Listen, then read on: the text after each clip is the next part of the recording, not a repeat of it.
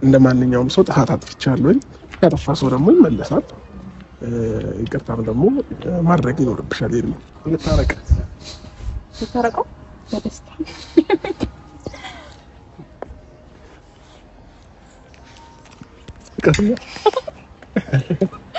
ደስ ብሎኛል። አብርሃም ላይ መጨከን የማትችለው ሄርሜላ በስተመጨረሻም ለአብርሃም ይቅርታ አድርጋለታለች ማለት ነው። ትናንትና ሁላችንም እንደተመለከትነው እግሯ ላይ ወድቆ ይቅርታ ሲጠይቃት ነበረ። እንደዛ ሲዘባነን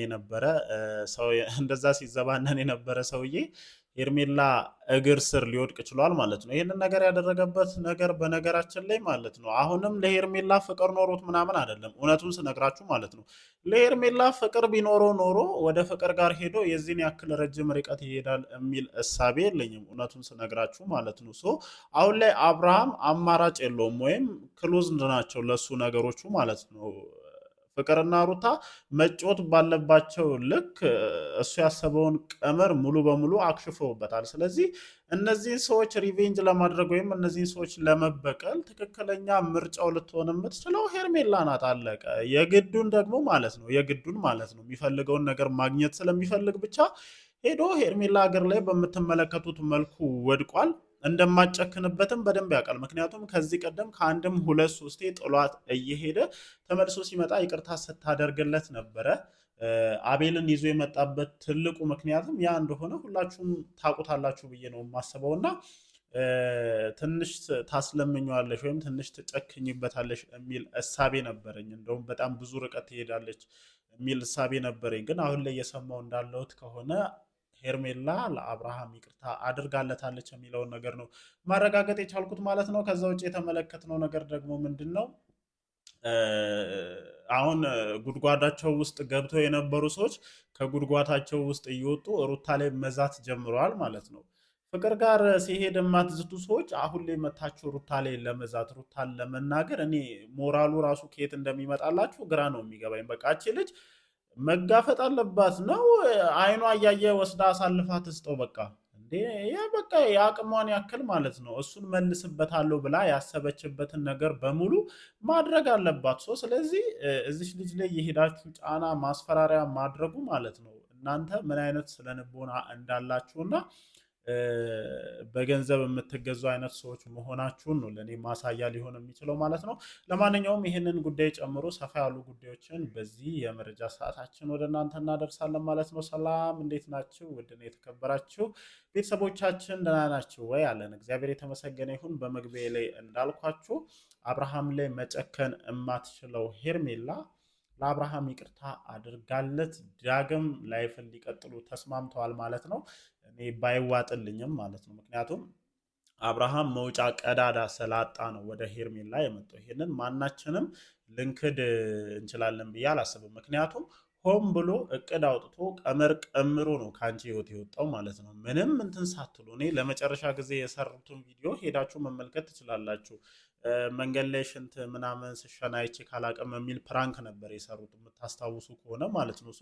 በድንገት ተነስቶ ጠፋ፣ ሩታ ጋር ሄደ፣ ታመም ያለው አይነት ሙድ ያዘ። ይሄንን ነገር ደግሞ የማንም ስራ አይደለም፣ የራሱ የአብርሃም ስራ ነው። በቃ ነገሮች እሱ እንደሚፈልገው የሚሆኑለት ስለመሰለው አንቺን ከህይወቱ ማስወጣት ፈለገ ማለት ነው። አንቺን ከህይወቱ ማስወጣት ፈለገ፣ ብዙ ርቀት መሄድ ፈለገ። ባሰበው ልክ ነገሮች ሊሄዱለት አልቻሉም። ሩታና ፍቅር የሌለ ነው ሙድ ያዙበት በነገራችን ላይ ማለት ነው። አሁንም ቢሆን መስማት አልፈልግም እያንዳንዱን ነገር አይቻሉ ስላልሽ እንጂ ሩታ ጋርና ፍቅር ጋር ያለውን ፋይል ብትሰሚ ልክ ዛሬ እንዳደረግሽው በቀላሉ ለአብርሃም ይቅርታ ታደርጊለታለሽ የሚል እሳቤ የለኝም። እኔ ምንድነው እንደዚህ የሚያጋግጣችሁ? ሰው እኮ ለሚወደው ሰውና በማይሆን ምክንያት ለተለያየው ሰው ነው አይደለ ዋጋ የሚከፍለው። እኔ አሁን እየተዋደድን በማይሆን ምክንያት የምንለያይ ከሆነ በማይሆን ምክንያት ፍቅራችን ሊፈርስ ከጫፍ የሚደርስ ከሆነ ማድረግ ያለብንን አድርገን መክፈል ያለብንን መስዋዕትነት ከፍለን ህይወታችንን ለማዳን እንሞክራለን። ግን የእናንተ ሰውዬ እናንተ በምትከፍሉለት መስዋዕትነት ልክ ያለ አይነት ሰውዬ አይደለም። እመኚኝ ደግሞ ማለት ነው። ትናንትናም ብለሽዋል እኮ ዛሬ ይቅርታ ቢያደርግለት ነገ ደግሞ ልቤን ከመስበር ወደኋላ የሚል አይነት ሰው አይደለም። በቃ ይሄ እኮ ይህንን ለማወቅ ምንም ጠንቋይ መሆን ራሱ አያስፈልግም እኮ። ባክግራውንዱን የዚህ ልጅ ዞር ብሎ ማየት ነው። ሩታን ስንት ጊዜ ሲያስለቅሳት ነበር። አንቺ በተደጋጋሚ ሲያስለቅስሽ ነበር። ይሄን ልትረሹ ትችያለሽ ብዬ አላስብም። ሚስቴና ልጄ ይበልጡብኛል ብሎ ሲፈልግ ይመለሳል። የሆነ ነገር ሲገጥመው ደግሞ ወይም ሩታ የሆነ ነገር ስታደርገው ተመልሶ ወደ አንቺ ይመጣል። አንቺ ባጣ ቆዩኝ ነሽ ወይ ሄርሜላ? ለምንድን ነው የራስሽን ላይፍ ለመኖር የማትሞክሪ? እኔ እውነቴን ነው። ቆፍጠነት ያለሽ ጠንከርት ያለሽ ይሄ ነገር አንቺን ያጠነክርሻል፣ የራስሽን የህይወት መስመር እንድትጀምር ያደርግሻል የሚል እሳቤ ነበር እኔ የነበረኝ ማለት ነው ጋይስ። እውነቱን ስነግራችሁ ግን ነገሮች ከዚህ በተቃራኒ እየሄዱ እንደሆነ ነው ለመረዳት የቻልኩት ማለት ነው። ብቻ አሁን ላይ እንደሰማሁት ከሆነ እሱ ላይ መጨከን በነገራችን ላይ ይሄንን ነገር ስለሚያውቅ ነው፣ እውነቱን ስነግራችሁ ማለት ነው። አብርሃም ይሄንን ነገር ጥንቅቅ አድርጎ ስለሚያውቅ ነው አንድ በአንድ እንደፈለገ የሚሆንባቸው ሴቶቹ ማለት ነው። ምክንያቱም አሁን ሩታ እንደዚህ ሆኖ ራሱ ማለት ነው ከኤርሜላ ጋር ታርቆ የተወሰነ ከቆየ በኋላ በቃ ይቅርታ አድርጊልኝ ወደ ልጄና ወደ ሚስቴ መመለስ እፈልጋለሁ ቢላት በሯን ከፍታ ከማስገባት ወደኋላ አትልም እና